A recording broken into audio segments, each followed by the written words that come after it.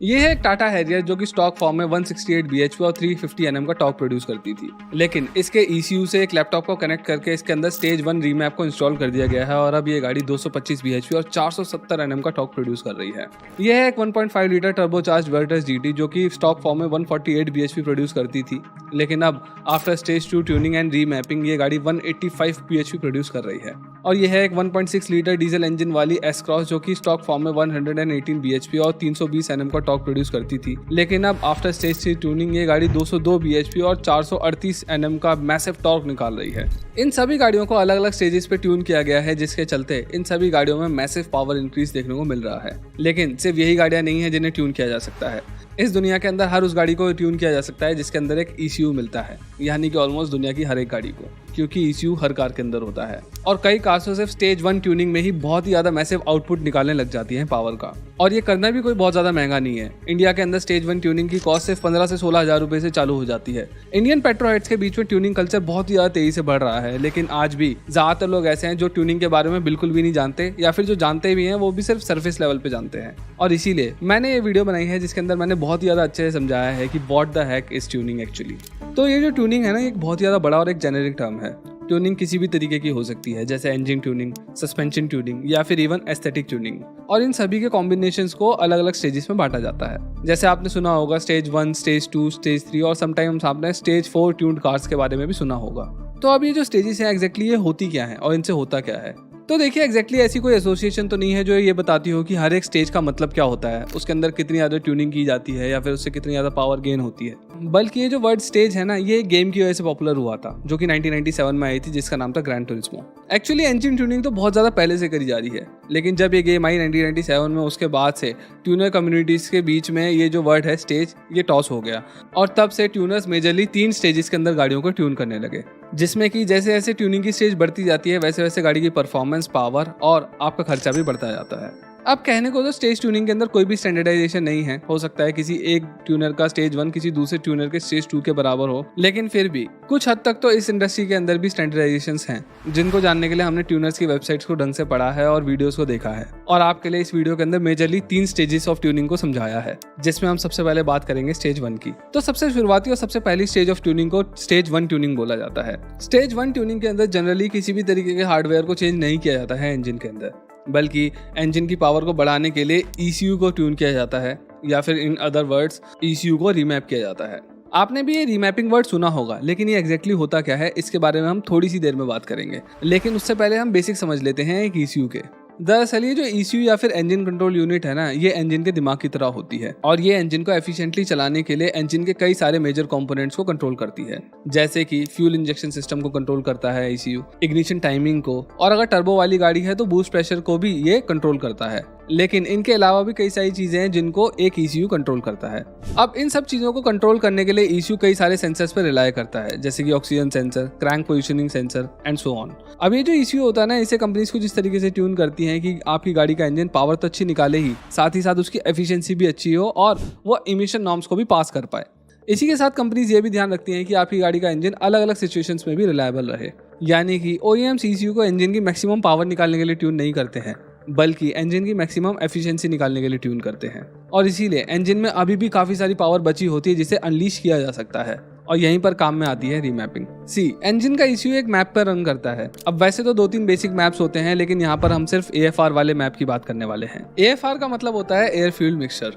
जब intake well से हवा और फ्यूल का मिक्सचर सिलेंडर में एंटर होता है तो उसका जो रेशियो है ना, वो बिल्कुल ही सही होना चाहिए। अगर इस मिक्सचर में हवा ज्यादा है और फ्यूल कम तो इसे लीन मिक्सचर बोला जाता है, और अगर फ्यूल ज्यादा है और हवा कम तो इसे रिच मिक्सचर बोला जाता है। AFR का रिच होना या फिर लीन होना इंजन के अलग अलग लोड्स पे और RPMs पे डिपेंड करता है। अलग अलग रेव रेंज और इंजन लोड के कॉम्बिनेशन में AFR की जो वैल्यू होती है ना, वो अलग अलग होती है, जैसा कि आप इस मैप में देख पा रहे होंगे।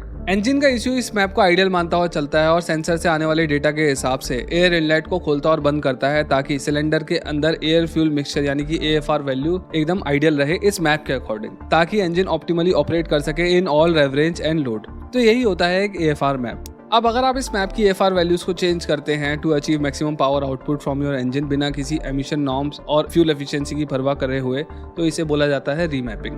अब ये तो मैंने सिर्फ एक रीमैप के बारे में बताया है, इस तरीके के कई और भी रीमैप्स होते हैं और इग्निशन टाइमिंग और टर्बो बूस्ट भी ECU के थ्रू कंट्रोल किए जा सकते हैं ताकि गाड़ी का जो इंजन है उसका फुल पोटेंशियल बाहर निकल के आ सके।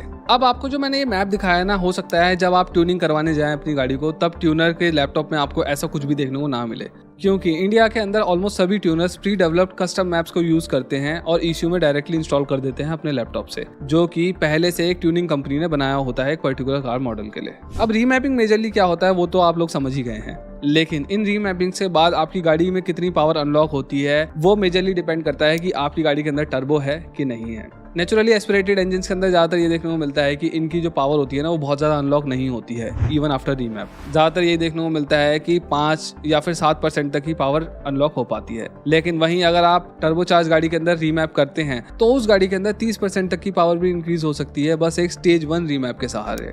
जैसे कि 2 लीटर टर्बोचार्ज डीजल इंजन वाली स्कोडा ऑक्टाविया पहले 147 bhp प्रोड्यूस करती थी, लेकिन आफ्टर स्टेज 1 ट्यूनिंग ये सीधा 195 bhp प्रोड्यूस करने लगी है। अब ऐसा इसलिए होता है क्योंकि आप ECU के थ्रू टर्बो के बूस्ट प्रेशर को बढ़ा सकते हैं, जिससे इंजन के अंदर प्रेशर सिग्निफिकेंटली बढ़ जाता है और पावर भी बहुत ज्यादा बढ़ जाती है, which is not possible with A naturally aspirated petrol car. चलिए अब ट्यूनिंग के सेकंड स्टेप पे चलते हैं, यानी कि स्टेज 2 पे। स्टेज 2 ट्यूनिंग में सॉफ्टवेयर के साथ साथ हार्डवेयर भी इन्वॉल्व होने लग जाता है। जैसे अगर टर्बोचार्ज कार है तो लोग उसके टर्बो को अपग्रेड करते हैं, जिसके चलते एयर इनटेक भी बड़ा लगाना पड़ता है ताकि हवा अच्छे से अंदर जा सके, फ्री फ्लो हो सके, और एग्जॉस्ट भी बदल देते हैं ताकि एग्जॉस्ट के थ्रू फ्री फ्लो हो सके। और जब ये सब चेंजेस किए जाते हैं तब ECU में फिर से एक नया मैप इंस्टॉल करना पड़ता है ताकि नए अपग्रेड्स के हिसाब से इंजन अपने फुल पोटेंशियल को निकाल सके। लेकिन अगर हम नेचुरली एस्पिरेटेड गाड़ियों की बात करें तो स्टेज 2 ट्यूनिंग के नाम पर हम यहाँ पर बस इनटेक और एग्जॉस्ट को ही अपग्रेड कर सकते हैं और उससे भी बहुत ज्यादा पावर इंक्रीज नहीं होती है। हाँ, आप एक नेचुरली एस्पिरेटेड गाड़ी के अंदर टर्बोचार्ज इंस्टॉल कर सकते हैं, लेकिन ये काम बहुत ज्यादा मुश्किल होता है क्योंकि टर्बो के साथ साथ एक इंटरकूलर भी ऐड करना पड़ता है एक टर्बोचार्ज गाड़ी के अंदर। अब क्योंकि टर्बोचार्जर एग्जॉस्ट गैसेस से चलता है और कंप्रेसर फिजिकली कनेक्टेड होता है टर्बोचार्जर से, इसकी वजह से कंप्रेसर के थ्रू गाड़ी के इंजन के अंदर जो हवा जाती है ना वो भी बहुत ज्यादा गर्म हो जाती है, और ये जो गर्म हवा होती है ना वो इंजन के किसी भी काम की नहीं होती है क्योंकि गर्म हवा के साथ इंजन ऑप्टिमली काम कर ही नहीं सकता है। इसीलिए इस हवा को ठंडा करना होता है इंजन ब्लॉक के अंदर घुसने से पहले, और यहीं पर काम में आता है इंटरकूलर। ये गर्म हवा को फिर से ठंडा कर देता है और ये हवा सिलेंडर के अंदर चली जाती है, जिसकी वजह से आपको बूस्ट मिलता है, तो इसीलिए इंटरकूलर भी ऐड करना पड़ता है। इसके अलावा कई सारे मजबूत स्टील के होसेस और कई और भी कंपोनेंट्स ऐड करने पड़ते हैं इंजन बे के अंदर, और टर्बो से लेकर पाइप्स तक सभी कंपोनेंट्स आपकी कार के इंजन लेआउट के हिसाब से, इंजन बे के एरिया के हिसाब से और इंजन कैपेसिटी के हिसाब से ध्यान में रखते हुए बनाए जाते हैं। यानी कि अगर आपको अपनी नेचुरली एस्पिरेटेड गाड़ी के लिए सही कन्वर्जन किट नहीं मिलती है तो Na2 टर्बो कन्वर्जन पॉसिबल ही नहीं हो पाएगा। इसके साथ ही साथ Na2 टर्बोचार्ज कन्वर्जन करने के लिए भी ECU के अंदर रीमैपिंग और ट्यूनिंग करने की जरूरत पड़ती है, और ये वाली ट्यूनिंग हर किसी के बस की बात नहीं होती है क्योंकि इसके लिए इग्निशन टाइमिंग को डिले करना पड़ता है, वरना आपका इंजन ब्लो हो सकता है। लेकिन इन सारी मुश्किलों के बावजूद भी अच्छी खबर यह है कि इंडिया में कुछ गाड़ियां ऐसी हैं जिनके लिए कन्वर्जन किट्स अवेलेबल है। स्पेशली अगर मैं जिम्नी की बात करूं तो यूट्यूब में कई सारी वीडियोस अवेलेबल हैं जिसमें कि जिम्नी के अंदर टर्बो किट इंस्टॉल करी गई है और उसके बाद उस गाड़ी की पावर 100 हॉर्स पावर से सीधा 155 हॉर्स पावर पहुंच चुकी है। यानी कि कल तक स्लो बुलाई जाने वाली जिम्नी अब एक वर्टस GT से भी ज्यादा पावर प्रोड्यूस कर रही है। अच्छा, अब ये तो बात रही naturally aspirated to turbo conversion की, पर अगर आपके पास ऑलरेडी एक टर्बो डीजल या फिर टर्बो पेट्रोल गाड़ी है जिसमें ऑलरेडी बाय डिफॉल्ट टर्बो के सारे कंपोनेंट्स लगे आते हैं, तो आपको एक बड़ा टर्बो इंस्टॉल करने में ज्यादा दिक्कत नहीं आएगी इसके अंदर।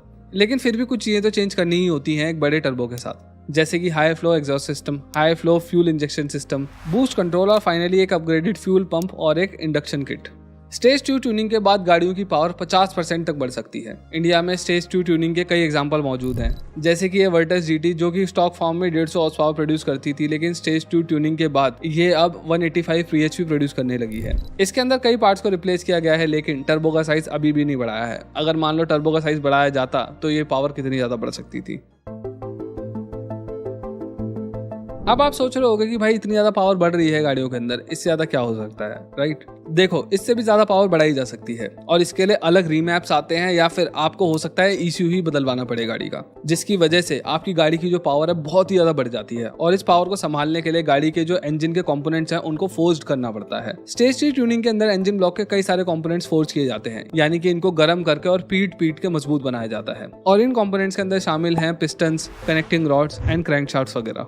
इसके साथ ही इस बढ़ी हुई हॉर्स पावर को संभालने के लिए एक मजबूत क्लच और रीइंफोर्स्ड ट्रांसमिशन भी चाहिए होता है। But as I said before, जरूरी नहीं है कि स्टेज 3 की परिभाषा सबके लिए सेम ही हो। जैसे कि ये जो 1.6 लीटर डीजल इंजन वाली एस क्रॉस है, इसे स्टेज 3 ट्यून किया गया है और अब आफ्टर द ट्यूनिंग ये 202 bhp और 475 Nm का टॉर्क प्रोड्यूस कर रही है। इतनी पावर प्रोड्यूस करने के लिए इस गाड़ी के अंदर टर्बो, इंटरकूलर, डाउन पाइप वगैरह सब कुछ अपग्रेड किया गया है, लेकिन फोर्जिंग वगैरह नहीं करी गई है। और वैसे भी 202 हॉर्स पावर के लिए मेरे को नहीं लगता फोर्जिंग की जरूरत है भी।